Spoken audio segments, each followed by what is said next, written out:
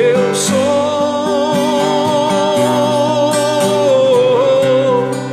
o que a Bíblia diz que eu sou.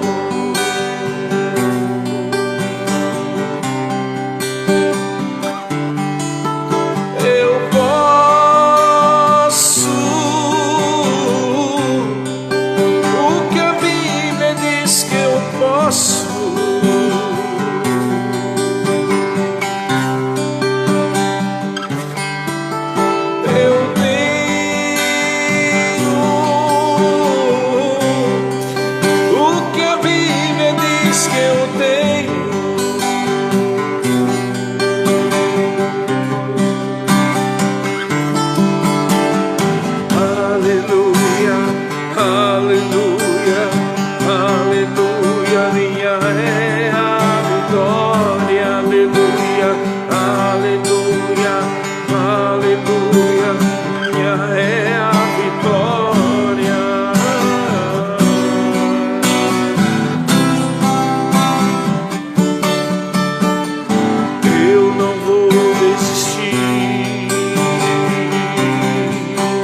Eu não posso ser derrotado,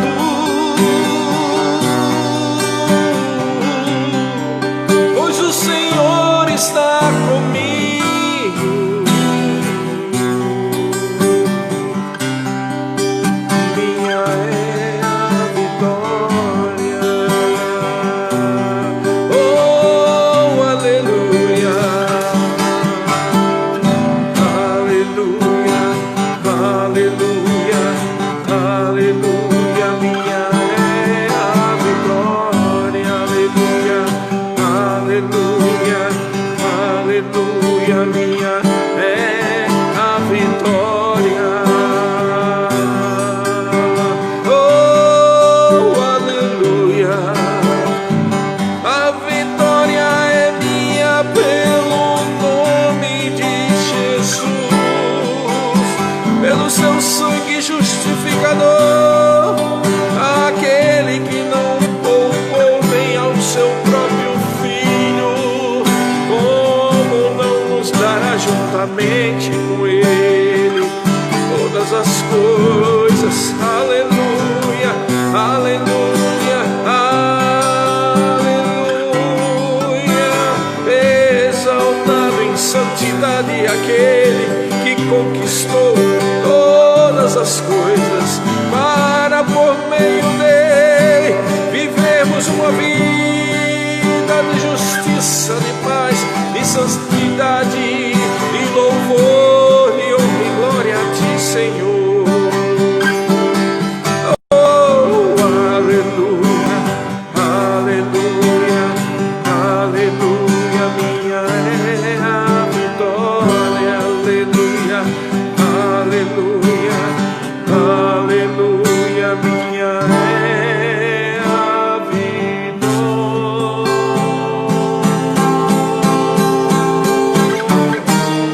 Oh, aleluia, seja exaltado o Senhor. Aleluia. Oh, aleluia, glória a Deus. Minha é a vitória, sua é a vitória, porque você é exatamente aquilo que a Bíblia diz que você é. Você tem aquilo que a Bíblia diz que você tem, você pode aquilo que a Bíblia diz que você pode. Isso é a única verdade que você tem que guardar no seu coração. Na verdade, isso é a razão da tua vida. Você é uma nova criatura, você nasceu de novo, você é um filho de Deus e foi justificado pelo sangue de Jesus. Amém, queridos? Hoje nós vamos tratar de mais um Salmo da Fé, e vamos especificamente só em um, só um salmo, o maravilhoso Salmo 45. Eu quero ler aqui com vocês. O Salmo 45 diz assim, olha só. É interessante que na minha Bíblia ele tem um subtítulo aqui, subtítulo antes de começar o Salmo, que diz assim: o ungido de Deus e a sua noiva. Então aqui você já tem ideia de quem que ele está tratando no Salmo 45, o ungido, o Messias, tá? E o subtítulo continua dizendo: ao mestre do cântico, segundo a melodia, os lírios dos filhos de Corá. É um salmo didático e um cântico de amor. Que coisa linda, né? Esse subtítulo aqui, claro que não estava na Bíblia, mas é bem isso aqui, o Salmo 45. Ele é um dos salmos que revela o Messias, a figura do Messias, de Jesus Cristo. E diz o versículo 1: de boas palavras transborda o meu coração, ao rei consagro o que compus. A minha língua é como a pena de habilidoso escritor. Tu és o mais formoso dos filhos dos homens, nos teus lábios se extravasou a graça. Por isso Deus te abençoou para sempre. Cinge a espada no teu flanco, ó herói, e cinge a tua glória e a tua majestade. E nessa majestade cavalga prosperamente, pela causa da verdade e da justiça, e a tua destra te ensinará proezas. As tuas setas são agudas, penetram o coração dos inimigos do rei. Os povos caem submissos a ti. O teu trono, ó Deus, é para todos sempre. Cetro de equidade é o cetro do teu reino. Amas a justiça e odeias a iniquidade. Por isso Deus, o teu Deus, te ungiu com óleo de alegria como a nenhum dos teus companheiros. Todas as tuas vestes recendem a mirra, aloés e cássia. De palácios de marfim ressoam instrumentos de cordas que te alegram. Filhas de reis se encontram entre as tuas damas de honra. À tua direita está a rainha adornada de ouro finíssimo de Ofir. Ouve, filha, vê, dá atenção, esquece o teu povo e a casa do teu pai. Então o rei cobiçará a tua formosura, pois ele é o teu Senhor. Inclina-te perante ele. A ti virá a filha de Tiro, trazendo donativos. Os mais ricos do povo te pedirão favores. Toda formosura é a filha do rei. No interior do palácio, a sua vestidura é recamada de ouro. Em roupagens bordadas conduzem-na perante o rei. As virgens, suas companheiras que a seguem, serão trazidas à sua presença. Serão-se dirigidas com alegria e regozijo. Entrarão no palácio do rei. Em vez de teus pais, serão teus filhos, os quais farás príncipes por toda a terra. O teu nome eu o farei celebrado de geração a geração, e assim os povos te louvarão para todos sempre. Maravilha, esse salmo é repleto de revelação, não só na pessoa do Messias, do que ele fez, né? Mas também esse salmo é escatológico. Ele está falando de algo que vai acontecer no casamento, né? Nas bodas do Cordeiro, que, como sabemos, está bem próximo de acontecer, porque as bodas vão acontecer logo depois do arrebatamento da igreja. E também nós temos até aqui um especial sobre escatologia, né? No endereço aqui da igreja, mas também no meu canal no YouTube e também no canal da Igreja Verbo da Vida. Nós temos lá uma playlist, né, com ensinos sobre escatologia, e como nós sabemos, a igreja não vai passar pela grande tribulação, nós vamos ser arrebatados antes disso. Então está muito próximo que isso se concretize na sua totalidade, né? Mas veja bem, a quem que ele está falando? De quem ele está falando aqui? Está falando do Senhor Jesus. E ele faz menção, um texto aqui, tanto é verdade que tem um outro texto na Bíblia que confirma isso aqui, que é Jesus que ele está falando, que é lá em Hebreus capítulo 1, nós vamos abrir já, tá? E aqui no partir do versículo 2, diz assim: tu és o mais formoso dos filhos dos homens, dos teus lábios se extravasou a graça, por isso Deus te abençoou para sempre. Cinge a espada no teu flanco, herói, cinge a tua glória e a tua majestade. E nessa majestade cavalga prosperamente, pela causa da verdade e da justiça, e a tua destra te ensinará proezas, né? Então, quando ele chega no versículo 6, a gente vê que tem um paralelo aqui com o que está escrito lá em Hebreus, né, capítulo 1. Porque no versículo 6 diz assim: o teu trono, ó Deus, é para todo sempre, cetro de equidade é o cetro do teu reino. No 7 diz: ama a justiça e odeias a iniquidade. Por isso Deus, o teu Deus, te ungiu com óleo de alegria, como a nenhum dos teus companheiros. E veja bem, é exatamente isso que Jesus é. Ele foi ungido com óleo de alegria, como a nenhum dos seus companheiros. Mas vamos abrir lá em Hebreus capítulo 8, né? Capítulo 1, versículo 8 em diante, que diz o seguinte: Hebreus capítulo 1, versículo 8 diz assim: mas acerca do filho, dois pontos: o teu trono, ó Deus, é para todo sempre, e cetro de equidade é o teu reino, é o cetro do teu reino. Amaste a justiça e odiaste a iniquidade. Por isso Deus, o teu Deus, te ungiu com óleo de alegria, como a nenhum dos teus companheiros. Ou seja, exatamente o mesmo texto, né, de Salmo 45. Ele está falando aqui de Jesus. Esse primeiro capítulo de Hebreus está falando da pessoa do Senhor Jesus Cristo. Aí é onde entra a questão, né? O que significa exatamente esse ser ungido com o óleo de alegria? Irmãos, eu creio na totalidade da palavra e creio que isso que está escrito é a verdade, tá? E não só é a verdade, mas está bem claro aqui, porque até mesmo quando a Bíblia traz um texto como esse, que é profético e que fala do futuro, né, e que está falando da pessoa de Jesus, ela é bem clara e tácita na sua integralidade e na sua literalidade. Vemos que o mesmo texto é simplesmente copiado e passado lá em Hebreus capítulo 1, versículo 8 e 9. Então, se aqui está escrito que Jesus foi ungido com óleo de alegria como a de nenhum dos seus companheiros, você pode ter absoluta certeza que ele foi ungido e continua sendo ungido com óleo de alegria. Agora, você já parou para pensar como é que alguém pode ser ungido com óleo de alegria? E aí a gente começa a duvidar daquela imagem que os filmes, né, de Semana Santa passam, né, aqueles filmes de Jesus, que mostra geralmente um Jesus triste ou um Jesus sério demais, né? Não sempre triste, mas sempre sério, e dá muito mais medo, né, de Jesus, ou até temor, né, que é correto ter um certo temor, mas aquela ideia não está correta, porque a Bíblia diz claramente que o Senhor foi ungido com óleo de alegria, tá? E é claro que Jesus era sério, né, em muitos momentos, e foi duro algumas vezes também, mas ele com certeza era alguém cheio de alegria, senão a Bíblia não teria dito que ele foi ungido com óleo de alegria.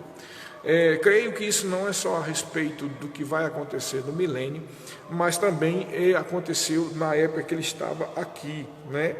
E os demais versículos desse salmo está tratando da glória do Senhor, agora à direita de Deus assentado, e também da glória do Senhor lá no milênio, né? E no dia que nós nos casarmos com Ele, né? Porque a igreja é a noiva de Cristo, e se há uma noiva e se há um noivo, vai haver o que? Um casamento, que é a chamada boda do Cordeiro, tá? E é interessante que quando ele fala de coisas assim como as virgens, né?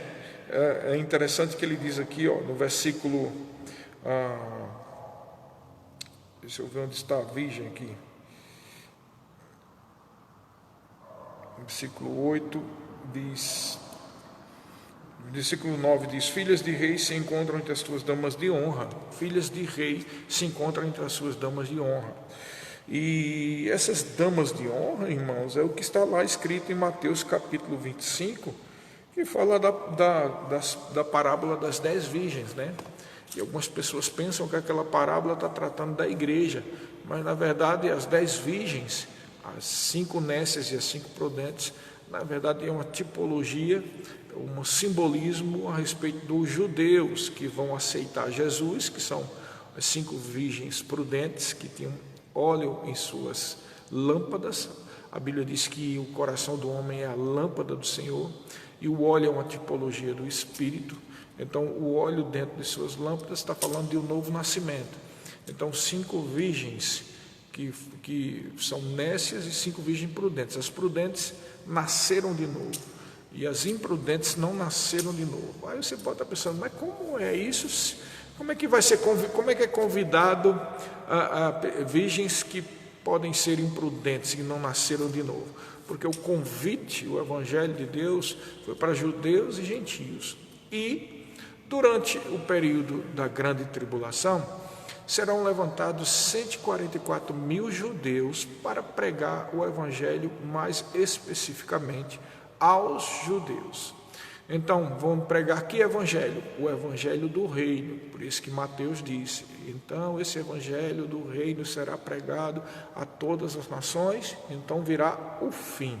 Quando ele chega nesse ponto, então virá o fim, ele está falando da metade dos 7 anos da grande tribulação, que é o parte do fim, que são os 7 taças da ira de Deus, tá?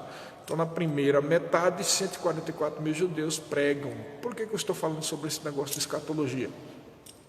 Porque os 144 mil que pregam para os judeus, durante o primeiro período, são os que estão convidando, né, as virgens, as 10 virgens, ou seja, a totalidade dos judeus, durante o período da grande tribulação, para participarem do casamento do noivo, Jesus, com a noiva, igreja, tá?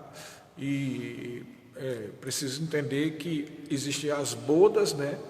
E tem a cerimônia, tá? A cerimônia do casamento será em cima no céu, mas a festa que vem depois, né, do casamento, como você sabe, todo casamento tem uma cerimônia, né?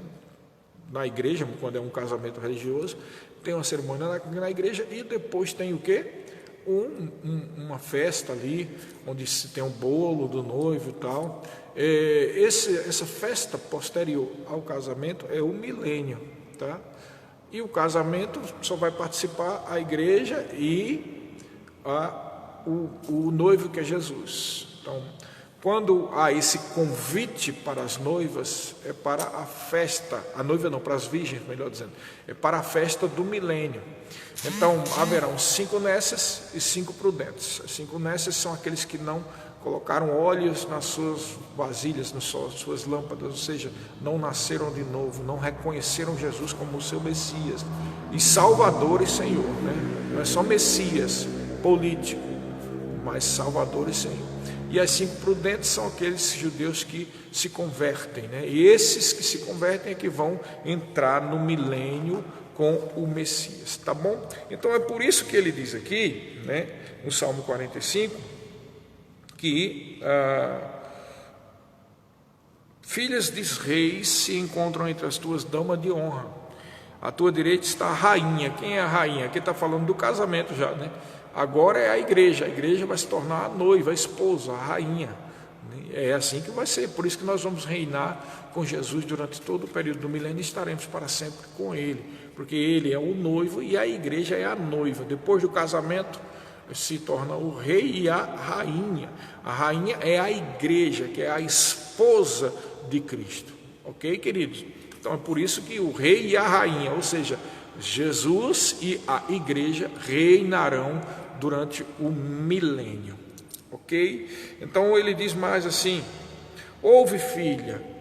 Então está tratando aqui com a noiva, né? Ouve, filha, dá atenção, esquece o teu povo e a casa do teu pai. Claramente aqui está dizendo: o povo da igreja que nasceu de novo, que é a filha, que é a noiva, né? Que vai se casar. Esquece o passado, esquece o Egito, esquece de onde tu veio, né? Não está falando da família carnal, a família natural, né, genética que a gente tem. Está falando de onde a noiva veio. A noiva veio do mundo, a noiva estava no mundo. São pessoas que foram escolhidas, são pessoas que foram trazidas para dentro da casa do Pai. São pessoas que não eram dignas e agora são justificadas pelo sangue de Jesus. Essas pessoas fazem parte da instituição chamada igreja. A igreja é a noiva de Cristo. Então, quando o salmista diz assim: ouve, filha, vê e dá atenção, esquece o teu povo e a casa do teu pai. Ou seja, esquece o mundo, esquece as coisas que ficaram para trás, esquece o passado. Aí diz assim, ó, veja como é claro isso, o 11 diz: então o rei cobiçará a tua formosura. Ou seja, o que é que agrada a Deus? Uma vida de fidelidade, né? Fé e fidelidade é a mesma coisa. Sem fé é impossível agradar a Deus. A palavra fé vem do grego pistes e significa crer, mas também ser fiel. Então, por essa atitude de ser fiel e esquecer o mundo, e esquecer o que ficou para trás, esquecer a parentela, ou seja, o mundo de onde veio a igreja, faz com que o rei cobice a sua formosura. O que é a formosura da igreja? A sua santidade, né? Pois ele é o teu Senhor, inclina-te perante ele, tá? E diz aqui: a ti virá a filha de Tiro, trazendo donativos, os mais ricos do povo te pedirão favores.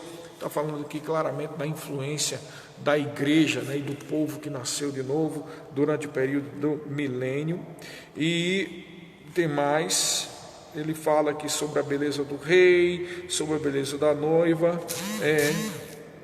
e diz assim, 14: em roupagens bordadas conduzem-na perante o rei, as virgens, suas companheiras que a seguem, serão trazidas à sua presença. Claramente falando aqui, como eu disse, segundo o que eu falei antes, as virgens representam os judeus que se converteram e que estão junto. Então tem uma noiva junto com um noivo, né?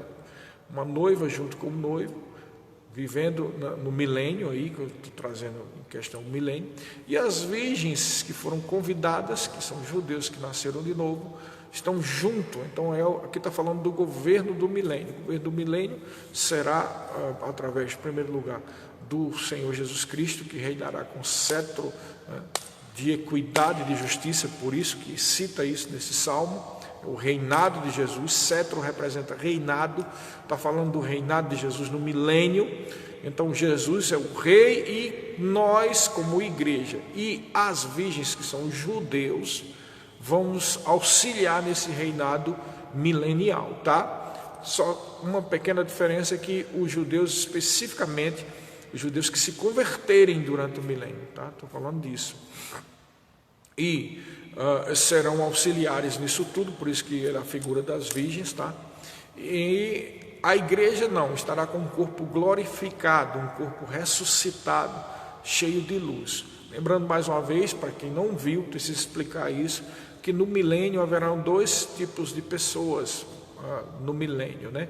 Nós, com o nosso corpo ressuscitado, que não teremos mais falta de coisa nenhuma, não vamos ter fome, nem sede, nem sono, nem cansaço, nem mesmo necessidades básicas, inclusive as sexuais. É por isso que seremos como os anjos, né? Não vamos nos dar em casamento. Mas haverá um povo que vai entrar vivo no milênio. Esse povo é composto de quê? Das virgens prudentes, que são os judeus que se converteram durante a grande tribulação, no final da grande tribulação, e as ovelhas lá de Mateus 25, que fala dos bodes e das ovelhas. Os bodes vão para o inferno, mas as ovelhas entram. E as ovelhas que entram são os gentios que estarão vivos no final da grande tribulação e que vão receber Jesus como Senhor, Salvador e Messias também. Esse povo vai entrar no milênio com seus corpos naturais, né? Não terão corpos glorificados. É por isso que eles vão continuar tendo necessidades básicas. E esse povo que vai se casar, se dá em casamento, e aí vai haver uma multiplicação de pessoas no milênio. Por isso que a Bíblia diz que no final do milênio Satanás será solto e vai incitar ali uma grande rebelião, e milhares serão fulminados. De onde vêm esses milhares dessa rebelião? Nascidos durante o milênio, ok, pessoal? Então esse salmo, ele é maravilhoso, porque ele está falando não só disso tudo, mas eu também queria centrar foco num ponto aqui de todo essa simbologia do milênio, né? E do que nós somos a noiva e que nós nos tornaremos a esposa, que é a rainha, e que os judeus são as virgens, as damas de honra e tal. Mas tudo isso aqui, mas o que eu acho realmente tremendo, maior, mais poderoso ensino para os dias de hoje, como revelação para a igreja, é o que lá em Hebreus foi citado, né? Que diz: o teu trono, ó Deus, é um trono para sempre, cetro de equidade, cetro do teu reino. Amas a justiça e odeia a iniquidade. Por isso Deus, o teu Deus, te ungiu com óleo de alegria como a nenhum de seus companheiros. Então, Jesus foi ungido com óleo de alegria. A Bíblia diz, né, que em Gálatas capítulo 5, que o fruto do Espírito é amor, vírgula, alegria, vírgula, benignidade, vírgula, bondade, vírgula, fidelidade, vírgula, domínio próprio, vírgula, e aí vai. E então uma das características, ou uma das características do fruto, ou seja, daquilo que sai de dentro de você e que está dentro de você e é exposto, porque é isso que significa fruto, né? O fruto da árvore está lá, geneticamente está dentro da semente, mas é preciso todo o processo, que a árvore cresça, que a árvore chegue no momento de dar os seus frutos, que ali naquele momento é que aquilo que estava dentro geneticamente sai. Então fruto é isso, fruto significa aquilo que estava potencialmente dentro e terminou saindo, tá? Por isso que a boca fala do que está cheio do coração, porque o fruto que está no coração vai ser exposto quando alguém fala. Tá? É isso que é dar bons frutos, tá? Mas o que é interessante é que a Bíblia diz em Gálatas capítulo 5 que o fruto do Espírito é amor, ou seja, alguém que realmente nasceu de novo tem como prática o amor e além do amor também a alegria, pessoal. E assim como o amor é preciso usar fé para andar em amor, assim também é preciso usar a fé para andar em alegria. Amém, queridos? É preciso usar a fé. Na verdade, os motivos normais da nossa vida, muitas vezes não dá motivo nenhum para alegria, né? Eu não estou falando sobre tribulações, né, e sofrimentos, né? Mas assim, o dia a dia, o dia a dia da maioria das pessoas, né, mesmo que não tenha nenhuma tribulação, mas é um dia a dia rotineiro, né? É um dia a dia de repetições, tá? E alguém fez uma pergunta aqui, todos nós passaremos pela morte. Daqui a pouco eu explico para você, tá bom? Daqui a pouco eu vou falar sobre isso, é uma dúvida escatológica. Então, o dia a dia de todos nós é um dia a dia de rotina, e precisamos o quê? Empregar a fé para vivermos animados, ok? Então, não é todo mundo que tem essa, vamos dizer assim, facilidade de viver em alegria naturalmente, não estou falando espiritualmente, mas naturalmente, porque sabemos que tem pessoas que são assim, né? Tem pessoas até mesmo que nem nasceram de novo e vivem rindo, né? Não sei como é que o que é que está por trás, são muitas coisas que podem estar por trás disso tudo, até mesmo alguma forma, questão psicológica de como a pessoa vê, ou talvez porque não tenha tido tantas dificuldades na vida, né?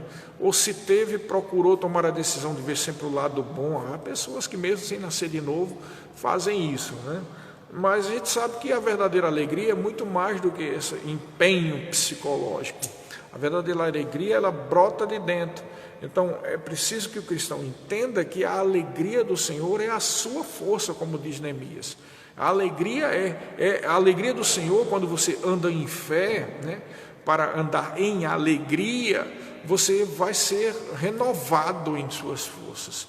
Você vai ter ânimo, mesmo que o seu dia a dia seja um dia a dia rotineiro, que até mesmo entediante, né? A gente sabe que tem pessoas que vivem um dia a dia bastante entediante, pessoas que vivem aquele dia a dia daquele jeito, mas eu te digo, independente de qualquer que seja a tua rotina, mesmo que seja entediante, mesmo que seja repetitiva, mesmo que seja aparentemente sem graça, há uma forma de você tirar em fé e com alegria as águas da fonte da salvação. É isso que nós citamos aqui, não sei se foi na live de ontem ou de anteontem, que o que está escrito em Isaías capítulo 12, vós com alegria tirareis águas da fonte da salvação. É pela alegria que você tira o ânimo, irmãos, porque há uma fonte da salvação, que é o seu coração, que foi recriado, e é onde está depositada a fé, onde está depositada a pessoa. O Senhor Jesus Cristo habita dentro dele, o Espírito Santo fala através do seu coração. É dentro do seu coração que fica depositada a palavra que vai gerar fé, amém? Então é preciso a fé. Você não aguenta, muitas vezes tem momentos na nossa vida que nós estamos debaixo de tribulação, de muita pressão, né? E fora a questão espiritual, né? Porque realmente dá-se a entender que o diabo, ele trabalha através do ataque mental. Então, é possível que você talvez nem esteja tendo problemas financeiros, nem problemas, vamos dizer assim, de ordem social, com relacionamentos ou ministeriais ou qualquer que seja, mas a pessoa está num tormento mental, porque está sendo alvo de ataque satânico. Então, é para isso que nós devemos ter a nossa vida devocional em dia, né? Oração, jejum, louvor, né? Todos os dias meditando na palavra e andando em fé, confessando a palavra. Eu citei ontem, e antes de ontem vou citar de novo agora o versículo de Tiago capítulo 1, acho que é versículo 22, que diz: acolhei com mansidão. A parte B diz assim: acolhei com mansidão a palavra em vós implantada, a qual é poderosa para salvar a vossa alma. Ali no original, literalmente, psique, o que salva a tua mente, o que salva a tua forma, que faz você, a forma de viver, né? Que faz você viver uma vida longe de depressão, de tristeza, de sentimento de derrota, de síndrome do pânico e de tudo isso. É uma atitude em fé, de crer de uma vez por todas que você é o que a Bíblia diz que você é, né? Que você tem o que a Bíblia diz que você tem, e você pode o que a Bíblia diz que você pode, tá? Isso é que vai mudar a sua vida, essa atitude. Eu citei essas três, né, que nós cantamos agora no início, nessa música maravilhosa do nosso querido irmão Sérgio Pessoa, né? O apóstolo Sérgio Pessoa, ele fez essa música, uma música maravilhosa: eu sou o que a Bíblia diz que eu sou.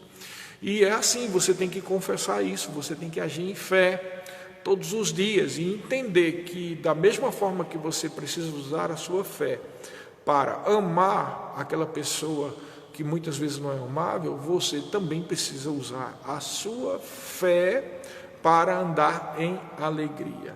Assim também você precisa usar a sua fé para andar nas demais características do fruto do Espírito, né? Fidelidade, bondade, domínio próprio. Tem que usar a fé, irmãos. Não é assim, ninguém ficou automaticamente você nasceu de novo e automaticamente agora você já ama todas as pessoas, né? É sempre um sorriso no rosto, não é isso? E é sempre autocomiserativo, é sempre, como se chama? Benigno, é sempre paciente, que é o fruto do Espírito. Realmente isso já está dentro de você. Mas sabemos que você precisa renovar a sua mentalidade pela palavra para andar nessa característica, tá? Não se condena também, porque quem condena é o diabo. Às vezes você não consegue cumprir uma dessas características, mas entenda que isso vai pelo lavar renovador e restaurador da palavra. Você vai crendo, você vai confessando. Por que eu estou dizendo isso? Porque a Bíblia diz que a paciência é um fruto do Espírito. Pode ser que você tenha descontrolado, né, em algum momento. Então começa a confessar: não, eu vou andar em paciência, eu vou andar em domínio próprio em nome de Jesus. Isso é um fruto do Espírito. O amor de Deus já foi derramado no meu coração. Eu ando em amor. A alegria do Senhor é a minha força. Eu ando em alegria, tá? Então aqui a Bíblia diz no Salmo 45 que Jesus foi ungido com óleo de alegria como a nenhum dos seus companheiros. Deixa eu dar não tem a ver muito com o Salmo, né? Embora eu tenha tratado do Salmo no sentido escatológico, mas teve uma irmã que perguntou aqui, e dessa vez eu consegui ver o que estavam perguntando. Ele diz aqui: pastor, uma dúvida, todos nós passaremos pela morte? Aí ela citou aqui um texto que diz assim: pois que aproveita o homem se ganhar o mundo inteiro e perder a sua vida, ou que dará o homem em troca da sua vida, porque o Filho do Homem há de vir na glória de seu Pai com seus anjos. Bom, veja bem, existem três mortes, né? Existe a morte espiritual, tá? E existe a morte física, né? A morte eterna, a morte espiritual, a morte física, tá? A segunda morte é o quê? É ficar no lago de fogo. Existe a morte espiritual, que você, quando nasce de novo, você passou da morte para a vida. Então você não é morto espiritualmente, agora você é vivo espiritualmente, tá? A questão que talvez os cristãos passem é a questão da morte física, tá? O cristão não passa pela morte espiritual nem pela segunda morte, né? porque a segunda morte é o lago de fogo. Por que chama segunda morte? Sabe por quê? Porque funciona assim, olha só. Quando as pessoas morrem sem Jesus, elas já estavam mortas espiritualmente, né? E aí morrem fisicamente, duas mortes, tá? Morte física e morte espiritual. E eles vão para o inferno. O inferno é um lugar de prisão espiritual e psicológica, tá? O corpo não está lá, porque o corpo da pessoa está no sepulcro, ou no mar, ou onde foi que ficou, na neve, numa montanha, não sei, em qualquer lugar. Mas o espírito e a alma da pessoa vai para o inferno e sofre o tormento da prisão do inferno. E por que a prisão do inferno envolve só o espírito e a alma? Porque espera-se ainda o dia do juízo final. No juízo final, esses que estão no inferno serão ressuscitados para receberem a condenação por não terem recebido Jesus como Senhor da sua vida. Tá? A Bíblia fala lá em Apocalipse que serão abertos os livros e o livro da vida. Por que os livros e o livro da vida? Sobre o depoimento de duas testemunhas, tudo será determinado. Então ali é um julgamento. Os mortos agora que não receberam Jesus, eles estão numa delegacia, vamos dizer assim. Eu gosto de dizer desse jeito que é para ficar mais claro. Existe a delegacia do inferno e existe a penitenciária do lago de fogo. Na delegacia do inferno fica o espírito e a alma, tá? Mas na penitenciária do lago de fogo se chama segunda morte. Por quê? Porque a pessoa, depois do julgamento do juízo final, ela ali já está ressuscitada. Todas as pessoas serão ressuscitadas, não só os filhos de Deus, mas as pessoas que estão no inferno também. Só que nós participaremos da ressurreição para a vida e eles participarão da ressurreição para a condenação ou para a morte. Então eles vão ser ressuscitados. E pelo fato de serem condenados quando abrirem os livros e o livro da vida, os livros são os livros de registro de pecado. E o livro da vida é o livro onde está escrito só aquele que está salvo. Então, sobre o depoimento de duas testemunhas, tudo é estabelecido. Primeiro testemunho, os registros de pecado. Segundo testemunho, o nome não está escrito no livro da vida. Então, está determinado, não é? O grande trono branco, onde o Senhor Deus Todo-Poderoso vai julgar, vai determinar que aquela pessoa que infelizmente não recebeu Jesus e tem todos os seus pecados arrolados no livro de pecados, e mais o fato de não estar o nome no livro da vida, essa pessoa será encaminhada com espírito, alma e corpo, e é por isso que chama segunda morte, porque a pessoa veio uma vez com um corpo aqui e morreu, e agora vem a segunda vez ressuscitado e vai ser enviado para o lago de fogo, tá? Chama segunda morte por causa do tormento, não que o corpo da pessoa vai perecer, porque nesse lago de fogo Jesus fala que é onde o verme não morre e o fogo não se extingue, e é por isso que é um sofrimento eterno, porque vai envolver não só a psique, né, daquela pessoa que está lá, mas também o próprio corpo ressuscitado que nunca vai morrer, né, vai ficar lá. E chama-se segunda morte por causa disso. Nós, os cristãos, alguns que podem falecer, ou melhor, ou o termo bíblico dormir, a Bíblia chama de dormir porque os cristãos, seus espíritos, suas almas vão para o céu, mas o corpo fica dormindo, esperando a ressurreição. É por isso que a Bíblia chama de dormir. Alguns podem pensar, mas como é que a Bíblia fala de dormir se você está dizendo que o espírito e a alma estão conscientes? Porque o propósito do cristianismo é a ressurreição. Então, se ainda não foi ressurreto, aquele corpo está dormindo. Amém? Então, os cristãos dormem em Cristo. O que seria isso? O espírito e a alma vai para o céu e ficam conscientes, tá? E o corpo fica esperando o dia de quê? Da ressurreição. Ok? Então, isso não é passar pela morte. A morte física, sim. Mas a morte espiritual e a segunda morte, não. Então, todos os cristãos que morreram, que dormiram até hoje, passaram pela morte física, mas não pela morte espiritual, tá? Por isso que Jesus Cristo diz, quem crê em mim não verá a morte. Por que ele está falando isso, hein? mas viverá. Por que ele disse isso? Porque a verdadeira vida é a vida espiritual, e que mesmo a morte física, ela só vai durar um tempo. Que tempo é esse? O dia, até chegar o dia em que a trombeta vai tocar, né? E os mortos em Cristo ressuscitarão primeiro, né? Que está lá em 1 Tessalonicenses capítulo 4, versículo 13. Os mortos em Cristo ressuscitarão primeiro, e depois nós, os que ficarmos vivos, seremos arrebatados. Amém? Se nós formos arrebatados, se eu, você, se todo mundo que está aqui, eu creio nisso, em nome de Jesus, formos arrebatados e ninguém aqui passar pela morte física, ou seja, não adormecer, então a gente não vai passar por tipo de morte nenhuma, nem a física, né? Porque no momento da trombeta tocar, nós vamos ser arrebatados e já receberemos um corpo glorificado e vamos direto lá para o tribunal de Cristo, que não tem nada a ver com o juízo final, tá? O tribunal de Cristo é para receber galardões e coroas, e só a igreja e Jesus vão participar disso. Ok, irmão? Espero que tenha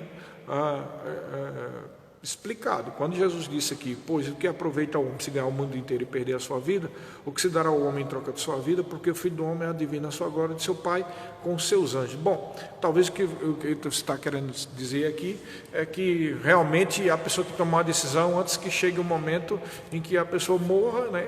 E tem que aceitar por Jesus. Bom, isso já vem se processando nesses 2000 anos, né? Pessoas receberam Jesus e pessoas não receberam Jesus. Quem recebeu Jesus como Senhor e Salvador, depois que morreram fisicamente, o seu espírito e sua alma foram para o céu. Eles estão esperando esse dia da ressurreição, tá? Quem não recebeu Jesus, seus espíritos e almas vão para onde? Para o inferno, a delegacia do inferno, esperando a ressurreição do juízo final. Essa ressurreição do juízo final vai ocorrer lá depois do milênio, tá? Então, nós vamos participar, nós vamos participar como assistentes, né? Assistindo aquilo, e indica-se, dá a entender na Bíblia que nós vamos julgar anjos. A Bíblia diz que nós vamos julgar anjos. Mas que anjos são esses? Esses que estão nos auxiliando aí? Não, nós não vamos julgar isso. Também não vamos julgar os anjos, os demônios, né? Porque esses aí já são condenados, né? E vão para o lago de fogo. Não é esse, ele está tratando aí de outro tipo de anjo, que é os anjos que estão presos até agora em cadeias num lugar que a gente chama de Tártaro, né? Um lugar lá no inferno. Esses são aqueles anjos de Gênesis capítulo 6, tá bom? Mas isso é um outro assunto, tá bom? Então espero que tenha explicado. Mas esse salmo é maravilhoso. Esse salmo, ele é não só profético, mas ele é escatológico, né? Ele está falando muito do milênio aqui. É lindo demais esse salmo. E ele trata inclusive sobre ele é tão específico que trata não só da noiva que vai casar, que é a virgem que vai casar e que deve esquecer o mundo, que é prefigurando com a família do pai, né, de sua família, deixa o mundo e assim você vai agradar o noivo. E fala também das damas de honra, que, como eu disse, são os judeus que vão receber Jesus no final da grande tribulação. Tá? Porque nas minhas aulas de escatologia eu explico, né? Os judeus, por mais frios que sejam, né? Até judeu que não está nem indo lá para a religião deles, nem nada, tem muitos judeus que não querem saber nada, eles só vivem no mundo mesmo. Nem mesmo judeus no sentido religioso eles só são judeus geneticamente, né? Mas todos eles são ensinados desde de criancinha, não só a respeito do holocausto e da perseguição que eles sofreram, mas a respeito da lei e a respeito de um Messias que eles esperam que venha. Eles não aceitam que Jesus é o Messias, mas eles esperam que venha um Messias a qualquer momento. Nós sabemos pela profecia bíblica, clara, evidente, não só em Daniel, no Velho Testamento, como também no Novo, que esse Messias que eles estão pensando que vai chegar, na verdade é o anticristo, né? E infelizmente eles vão sofrer bastante depois de 3 anos e meio do pacto que eles vão fazer com esse suposto Messias. E o que acontece? Depois disso, chega no final da grande tribulação, vai ter milhares ali, ou talvez milhões de judeus refugiados no sul de Israel, no deserto. E é quando os rabinos vão se juntar e ler lá o texto de Mateus, e lá vão reconhecer que Jesus é o Messias e vão dizer: bendito que vem em nome do Senhor. Quando eles disserem isso, é o momento que termina a grande tribulação e Jesus vem conosco junto com ele, E Jesus vai, quando pôr o pé aqui na terra, depois de de que o diabo e seus anjos ficarem no abismo, e o anticristo e o falso profeta forem lançados no lago de fogo, depois disso ele vai fazer aqueles 2 julgamentos, das virgens nécias e prudentes, e das ovelhas e dos bodes. Então eu falei tudo isso para explicar para você que por que é que vai ter gente viva, que é judeu, por exemplo, e só metade, nessa parábola das 10 virgens, metade é prudente e metade não é prudente. Metade se converteu e metade não se converteu. E a pessoa pode estar pensando assim, por isso que eu estou falando isso. Como é que a pessoa vê Jesus descendo e é o Messias de Israel e ainda não se converteu? Sabe por quê? Porque a pessoa pode estar pensando que é só o Messias que os rabinos e que todo o povo de Israel falava. Mas entenda, esperar o Messias não significa automaticamente reconhecê-lo como Senhor e Salvador da sua vida, tá? É diferente, é semelhante ao que acontece no mundo. Tem muita gente que você pergunta: você crê que Jesus é o Filho de Deus? Creio que Jesus é o Filho de Deus. Grande coisa, a Bíblia diz que até o diabo crê e treme, crê que Deus existe e treme, não é verdade? O diabo sabe que Jesus é o Messias, tá? Os demônios sabem que Jesus é o Messias. E tem pessoas que até acreditam que Deus existe e crê que Jesus é o Filho de Deus. Pelo menos diz que crê. Mas a pessoa tem que recebê-lo como Senhor e Salvador. Porque senão as pessoas dessa forma não passa de uma pessoa religiosa. É isso que confunde muito a mente da pessoa. Tem pessoas que são religiosas, acreditam que Deus existe e que Jesus é o Filho dele. Mas nascer de novo é muito mais do que isso, irmão. Nascer de novo é não só crer que Jesus é o Filho de Deus, mas fazê-lo dele Senhor e Salvador. Viver uma vida entregue nas mãos do Senhor e crer que Jesus, o sacrifício de Jesus, foi mais que suficiente para nos justificar e nos purificar de todo pecado. Está entendendo? Então é por isso que haverão judeus que vão ver: é o Messias, e pode ser até que eles até estejam cheios de orgulho, pensando: está vendo aí, no final das contas, nós é que estávamos certos, está vendo? O Messias de Israel é quem vai dominar todo mundo aqui. Em parte isso é verdade, só que é preciso receber Jesus como Senhor, não só como Messias, não só como Senhor Messias, mas como Salvador. Reconhecer que Ele, quando estava aqui a primeira vez e morreu na cruz do Calvário, Ele morreu daquele jeito, com o propósito e o motivo para salvar a vida e para que a pessoa deixe a vida do pecado. Está vendo como é diferente? Então vai haver uma grande multidão ali que vai só reconhecer politicamente como Messias, ou que Jesus era só do povo de Israel, e não vai aceitar de coração que aquela primeira vinda de Jesus, ele veio para morrer e pelo resgate das vidas, pela renúncia que a pessoa tem que fazer pelo pecado e confessar Jesus como Salvador, tá? Para muitas pessoas falta isso aí, né? Então é por isso que haverá esse julgamento, ok, pessoal? Veja como Deus é justo, Deus é puro e a Bíblia é perfeita. A Bíblia não tem contradição.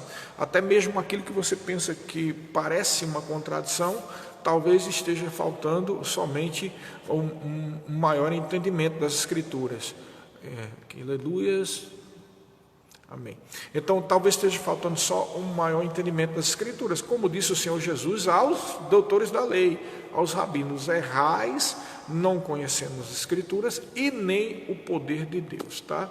Então, graças a Deus, esse Salmo 45 é um salmo maravilhoso, é um salmo escatológico, mas lembra disso que o Salmo diz, que Jesus foi ungido com óleo de alegria, muito mais do que todos os seus companheiros. Irmãos, essa unção, esse óleo da alegria que nós precisamos ativar pela fé, porque uma das características do fruto do Espírito, repito mais uma vez, é extremamente importante isso para você, é a alegria. Você precisa andar em alegria, você precisa sorrir, né? Você precisa agir com alegria, irmãos, amém? Às vezes você não está sentindo isso, não tem nada a ver com sentir, você não está sentindo alegria, talvez você não esteja se sentindo bem, tá? Eu posso te confessar aqui, tá? Para ninguém ficar pensando que, esse pastor, ele vive na plenitude de tudo. Ele vive na alegria, ele vive no domínio próprio, ele vive de tudo. Como todo cristão, eu estou crescendo como você, né? Muitas coisas eu já pratico, sou totalmente diferente de 5 anos atrás, de 10 anos atrás, de 20 anos atrás, de 30 anos atrás. Amém? Mas eu confesso a você, tem dias que não há motivo nenhum de alegria. Eu recebi uma notícia ruim? Não.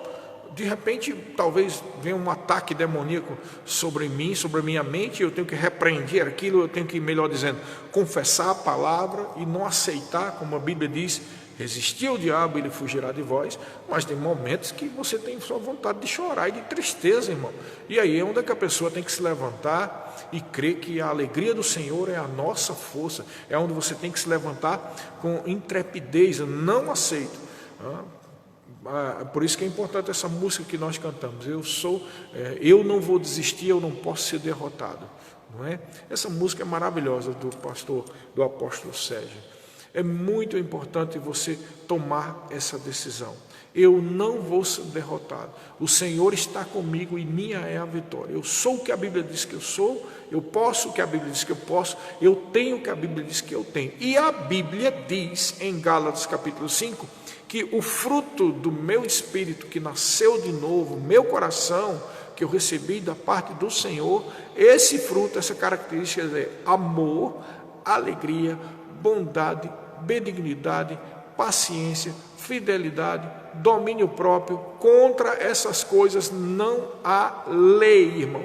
Não existe nenhuma condenação para aqueles que decidiram andar segundo o Espírito, para aqueles que decidiram tirar das fontes da salvação, e como a Bíblia diz lá em Isaías, é com alegria, uma atitude de alegria. Amém, queridos? Eu sei que às vezes não dá vontade nenhuma de viver alegria, de ter alegria.